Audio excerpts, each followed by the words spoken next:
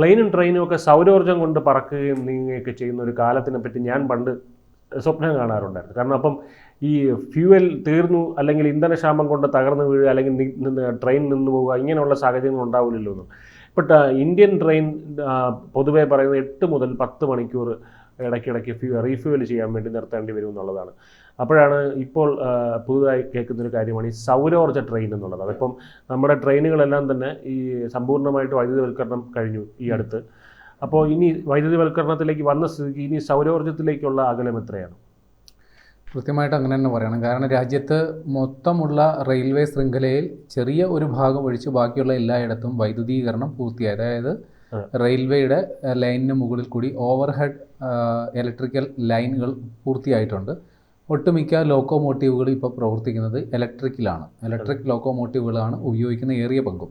പിന്നെ ചില ചരക്ക് നീക്കത്തിന് അതിൻ്റെ അത്രയും ഭാരം വഹിക്കാനായിട്ടുള്ള ശേഷി കുറവ് ഇലക്ട്രിക് ലോക്കോമോട്ടീവിന് ഇല്ലാത്തത് കൊണ്ട്, അതുമാത്രമല്ല ഈ ഇലക്ട്രിക് ലോക്കോമോട്ടീവിൻ്റെ പ്രത്യേകത മറ്റ് ഡീസൽ ലോക്കോമോട്ടീവുകളെ അപേക്ഷിച്ച് വേഗത കൂടുതലായിരിക്കും എന്നുള്ളതാണ്. മോട്ടോർ പ്രവർത്തിക്കുന്നതാണ്. പക്ഷെ ചരക്ക് വണ്ടിക്ക് വേഗതയേക്കാൾ കൂടുതൽ അതിൻ്റെ ബലമാണ്, അതിൻ്റെ ഫോഴ്സാണ് ആവശ്യമുള്ളത് കൊണ്ട് ചരക്ക് വണ്ടികൾക്ക് ഇപ്പോഴും ഏറിയ പങ്കും ഡീസൽ എഞ്ചിനുകളാണ് ഉപയോഗിക്കുന്നത്. അതുമാത്രമല്ല ഈ അവശേഷിക്കുന്ന ഡീസൽ എഞ്ചിനുകൾ നമുക്കിപ്പോൾ കൂടുതൽ ഉപയോഗിക്കുന്നത് ചരക്ക് വണ്ടികൾക്കാണെന്ന് തന്നെ വേണമെങ്കിൽ പറയുകയും ചെയ്യാം. അപ്പോൾ പ്രധാനമായ ചോദ്യം, ഇപ്പോൾ നമ്മൾ സമ്പൂർണ്ണ വൈദ്യുതീകരണം നടപ്പിലാക്കി, ഏറിയ പങ്കും ട്രെയിനുകൾ ഓടുന്നത് ഇപ്പോൾ വൈദ്യുതിയിലാണ്. അപ്പോൾ ഈ വൈദ്യുതി, നേരത്തെ ഈ ഡീസൽ എഞ്ചിൻ ഒഴിവാക്കാനുള്ള പ്രധാന കാരണം ഒന്ന്, നമ്മുടെ രാജ്യത്ത് വർദ്ധിച്ചു വരുന്ന അമിതമായ ഇന്ധന വില വർധനവ് ഒരു പ്രധാന കാരണമാണ്. അപ്പോൾ അത് റെയിൽവേയെ സംബന്ധിച്ച്, അതായത് ഒരു ലോക്കോമോട്ടീവ് പ്രവർത്തിക്കുന്നതിന് ഒരു ദിവസം തന്നെ ആയിരക്കണക്കിന് ലിറ്റർ ഡീസൽ വേണ്ടിവരും. അപ്പോൾ റെയിൽവേയെ സംബന്ധിച്ച് അത് ഭാരിച്ച ഒരു ചെലവാണ്. അതിൽ കൂടുതൽ വളരെ കറുത്ത പുകയാണ് ഈ ഡീസൽ ലോക്കോമോട്ടീവുകൾ തള്ളുന്നത്. അതിനു മുമ്പ് കൽക്കരി എഞ്ചിനും സമാനമായ അവസ്ഥയാണ്. അപ്പോൾ ഇത് പരിഹരിക്കാൻ വേണ്ടിയാണ് നമ്മൾ കുറച്ചുകൂടി ലാഭകരമായ രീതിയിലും അതോടൊപ്പം തന്നെ പരിസ്ഥിതി സൗഹൃദം എന്ന രീതിയിലും ഇലക്ട്രിക് ലോക്കോമോട്ടീവുകൾ അവതരിപ്പിച്ചത്. പക്ഷെ അപ്പോഴും ഒരു പ്രശ്നമുണ്ടായി. ഈ ഇലക്ട്രിക് ലോക്കോമോട്ടീവുകൾക്ക് വേണ്ട വൈദ്യുതി ഉൽപ്പാദിപ്പിക്കുന്നത് ഏറിയ പങ്കും താപവൈദ്യുത നിലയങ്ങളിൽ നിന്നോ ആണവ വൈദ്യുത നിലയങ്ങളിൽ നിന്നോ ആണ്. അവിടെയും ഈ പരിസ്ഥിതി പ്രശ്നമുണ്ട്. അത് പ്രവർത്തിക്കുന്ന റെയിൽവേ ലൈനിൽ പരിസ്ഥിതി മലിനീകരണം ഇല്ലെങ്കിലും അതിനുവേണ്ട വൈദ്യുതി ഉൽപ്പാദിപ്പിക്കുന്ന ഇടങ്ങളിലെല്ലാം തന്നെ ഇത്തരത്തിൽ പരിസ്ഥിതി മലിനീകരണം ഉണ്ടാകുന്നു എന്നുള്ളതാണ്. അപ്പോൾ കുറച്ചുകൂടി റെയിൽവേക്ക് കുറച്ചുകൂടി പരിസ്ഥിതി സൗഹൃദമാകുക എന്നുള്ളത്, അല്ലെങ്കിൽ ഗ്രീൻ എനർജി, ഹരിത ഊർജം, ഇതിനെ പരിപോഷിപ്പിക്കുന്നതിന് വേണ്ടിയിട്ട് ഇപ്പോൾ റെയിൽവേ പുതിയ ഒരു നടപടിയിലേക്ക് തുടക്കമിടുകയാണ്. നമ്മുടെ റെയിൽവേ ലൈനുകൾ കണക്കാക്കപ്പെടുന്നത് ഏതാണ്ട് 1,26,366 കിലോമീറ്റർ റെയിൽവേ ലൈനുകൾ രാജ്യത്തുണ്ട് എന്നുള്ളതാണ് ഏകദേശ കണക്കാണ്, കൃത്യമല്ല.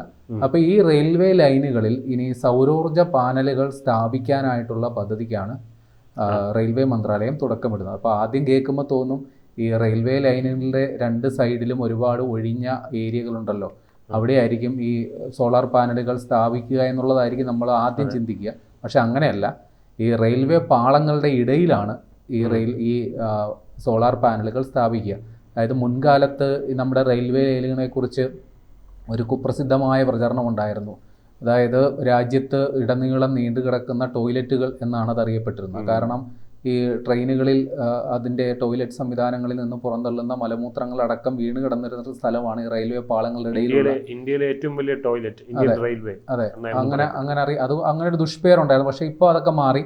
ഇപ്പോൾ ട്രെയിനുകളിലെല്ലാം തന്നെ ബയോ ടോയ്ലറ്റുകൾ അല്ലെങ്കിൽ സെപ്റ്റിക് ടാങ്കുകൾ അത് ഘടിപ്പിച്ചിട്ടുണ്ട്. അപ്പോൾ ആ ഒരു പ്രശ്നമില്ല. അപ്പോൾ ആ ഇടയിലുള്ള സ്ഥലം, അതായത് രാജ്യത്തുടനീളം നീണ്ടുകിടക്കുന്ന ഈ റെയിൽവേ പാളങ്ങളുടെ ഇടയിലുള്ള ആ സ്ഥലം, അത് സൗരോർജ പദ്ധതിക്ക് വേണ്ടി ഉപയോഗപ്പെടുത്തുക.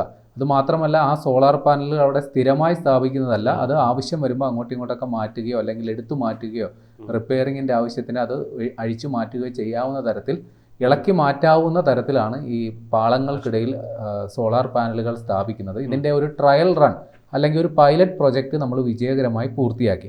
അത് ബനാറസിലെ ലോക്കോമോട്ടീവ് വർക്ക്ഷോപ്പ്, അതായത് ഈ റെയിൽവേയുടെ എഞ്ചിനുകൾ അറ്റകുറ്റപ്പണി നടത്തുന്ന സ്ഥലം. ഇപ്പോൾ എറണാകുളത്ത് അതേപോലെ ഒരു ലോക്കോ ഷെഡ് ഉണ്ട്. അതേപോലെ വാരാണസിയിലെ ലോക്കോമോട്ടീവ് ഷെഡിൽ നമ്മൾ ഒരു 70 മീറ്റർ നീളത്തിലാണ് ഇത് നടപ്പിലാക്കിയത്. 70 മീറ്റർ നീളത്തിൽ 28 സോളാർ പാനലുകൾ നിരത്തി വെച്ചിട്ട് ഏതാണ്ട് 15 കിലോ വാട്ട് വൈദ്യുതി ഉൽപ്പാദിപ്പിച്ചു. അപ്പോൾ ഇത് വിജയകരമാണ് എന്ന് നമ്മൾ കണ്ടു. ഇനി ഇത് സാർവത്രികമായി എല്ലായിടവും നടപ്പിലാക്കാനായിട്ടാണ് ഉദ്ദേശിക്കുന്നത്. നിലവിൽ നമുക്ക് റെയിൽവേ സ്റ്റേഷനുകൾ പലതും ഇപ്പോൾ സോളാർ വൈദ്യുതി ഉപയോഗിക്കുന്നുണ്ട്. റെയിൽവേയുടെ ആ സ്റ്റേഷൻ്റെ വൈദ്യുതി ആവശ്യങ്ങൾക്ക് വേണ്ട വൈദ്യുതിയുടെ ഏതാണ്ട് 1/3% സോളാർ വൈദ്യുതി ഉപയോഗിക്കുന്ന തരത്തിലേക്ക് മാറിയിട്ടുണ്ട്. കൃത്യമായി പറഞ്ഞാൽ ഏതാണ്ട് 2249 റെയിൽവേ സ്റ്റേഷനുകളിൽ രാജ്യത്ത് സോളാർ പാനലുകൾ സ്ഥാപിച്ചിട്ടുണ്ട്. ആ വകയിൽ ഏതാണ്ട് 309 മെഗാവാട്ട് വൈദ്യുതി അങ്ങനെ ഉൽപ്പാദിപ്പിക്കുന്നുണ്ട്. ഏറ്റവും കൂടുതൽ സോളാർ പാനലുകൾ സ്ഥാപിക്കപ്പെട്ട സ്റ്റേഷനുകൾ ഉള്ളത് രാജസ്ഥാനിലാണ്. അവിടെ 275 റെയിൽവേ സ്റ്റേഷനുകളിൽ ഈ സോളാർ പാനലുകൾ സ്ഥാപിച്ചിട്ടുണ്ട്. കേരളത്തിൽ അത് 13 എണ്ണങ്ങളിൽ മാത്രമേ ഉള്ളൂ. അത് കേരളത്തിലെ ഈ ഓരോ ജില്ലാ അടിസ്ഥാനത്തിലുള്ള സ്റ്റേഷനുകൾക്ക് പുറമെ മറ്റു പ്രധാന റെയിൽവേ സ്റ്റേഷനുകളിലടക്കം ഇനി ഇത്തരം സ്റ്റേഷനുകളിൽ സോളാർ പാനലുകൾ സ്ഥാപിക്കാനായിട്ടുള്ള പദ്ധതികൾ ആരംഭിച്ചിട്ടുണ്ട്. അത് കൂടാതെയാണ് ഈ പാളങ്ങളുടെ ഇടയിൽ ഇളക്കി മാറ്റാവുന്ന തരത്തിലുള്ള സോളാർ പാനലുകൾ സ്ഥാപിക്കാനായിട്ടുള്ള പദ്ധതി. ഇതുകൂടാതെ റെയിൽവേ പുറമ്പോക്കുകൾ ഇഷ്ടം പോലെ സ്ഥലത്ത് വെറുതെ കാട് കയറി കിടപ്പുണ്ട്. അതുമാത്രമല്ല ഈ റെയിൽവേയുടെ തന്നെ മറ്റ് ഈ സ്പെയർ പാർട്സുകൾ അടക്കമുള്ള കൂട്ടിയിട്ടിരിക്കുന്ന ഒരുപാട് പുറമ്പോക്ക് സ്ഥലങ്ങൾ ഇപ്പോൾ പല റെയിൽവേ പുറമ്പോക്കുകൾ അനധികൃത കയ്യേറ്റങ്ങൾക്കൊക്കെ വിധേയമായിട്ടുണ്ട്. അപ്പോൾ അങ്ങനെ വെറുതെ കിടക്കുന്ന ഭൂമികളിലെല്ലാം തന്നെ ഇത്തരം സൗരോർജ പ്ലാന്റുകൾ സ്ഥാപിച്ച് വൈദ്യുതി ഉൽപ്പാദിപ്പിക്കാനായിട്ടാണ് റെയിൽവേ ലക്ഷ്യമിടുന്നത്.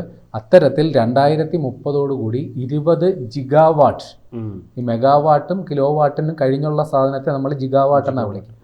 അപ്പോൾ അങ്ങനത്തിൽ 20 ജിഗാവാട്ട് വൈദ്യുതി ഇത്തരത്തിൽ 2030 ഉൽപ്പാദിപ്പിക്കാനായിട്ടാണ് നമ്മൾ പദ്ധതി ഇടുന്നത്.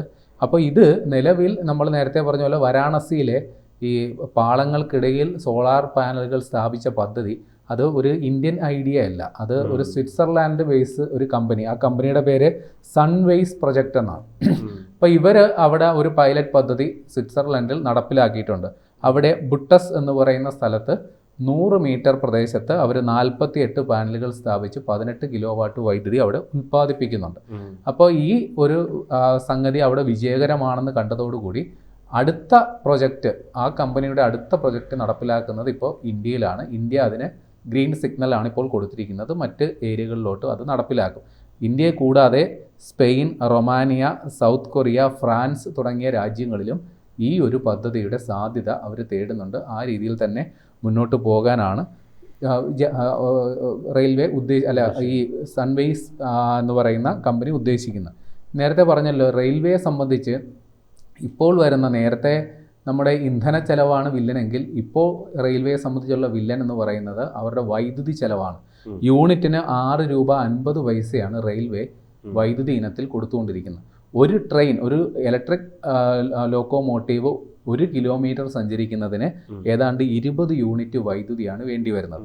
അങ്ങനെ നോക്കുമ്പോൾ 1 കിലോമീറ്ററിന് ഏതാണ്ട് 130 രൂപയാണ് ചെലവ് ഇലക്ട്രിക് ലോക്കോമോട്ടീവിന്. എന്നാൽ റെയിൽവേ സ്റ്റേഷനുകളിലെ AC ഫ്രിഡ്ജ്, AC ഫ്രിഡ്ജ്, മറ്റേ ഫാനുകൾ, മറ്റ് വൈദ്യുതി വിളക്കുകൾ, അലങ്കാരങ്ങൾ എന്നിവയ്ക്കടക്കം ഭീമമായ വൈദ്യുതി ചെലവ് റെയിൽവേ നേരിടുന്നുണ്ട്.